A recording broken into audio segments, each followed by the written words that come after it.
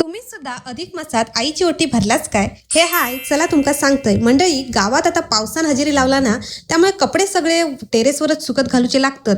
ह्या आता रोजचाच काम झाला हा, आणि सुट्टीत तरी कामं करूचीच लागतात. खाली इलंय तर तेवढ्यात बाजूच्यांचो बुलेट इलो होतो. ह्या बुलेटचे डोळे अजून मी काय बघू शकले नाही, एवढं तो केसाळ हा मंडळी. दुपारी मस्त कोकम सरबत बनवलेला, तर टेस्ट केल्यावर आमच्या सीयूची रिॲक्शन एकदम बघण्यासारखी होता, एकदम गोड दिसत होता. त्यानंतर मंडळी रात्री आम्ही आईक सांगलो तयारी वगैरे कर, मस्तपैकी तुझ्यासाठी सरप्राईज असा. मग काय आई आमची लगेच तयार झाली. तिका वाटला मदर्स डे सेलिब्रेट नाही केलं, कारण तीच बोलली होती केक वगैरे काय आणू नको. मग तसं आता करतात की काय, पण ताईंनी ठरवलेला आईच्या आपल्या अधिक मासात ओटी भरूया. त्यासाठी मोठी ताई आणि 2 नंबर ताई दोघींनी आईसाठी मस्त मस्त साडी वगैरे आणलेले, आणि छोट्या बहिणीची हाय काय कामा.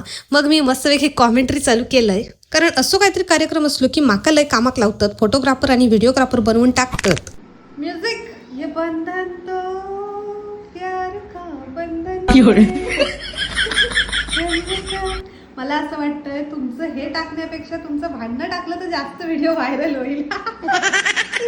तर अशी माझी मस्करी चालू होती. अधिक मास म्हणजे आईच्या ओटीत भरलेली माया. आईन आयुष्यभर प्रेम, संस्कार आणि मायेन आपल्या ओटी भरल्यान, आणि आज मुलीची वेळ हा तिच्या आईची ओटी भरून कृतज्ञता व्यक्त करूची.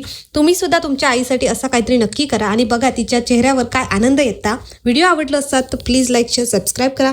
भेटतोय अशाच एका नेक्स्ट ब्लॉगमध्ये. तोपर्यंत बाय.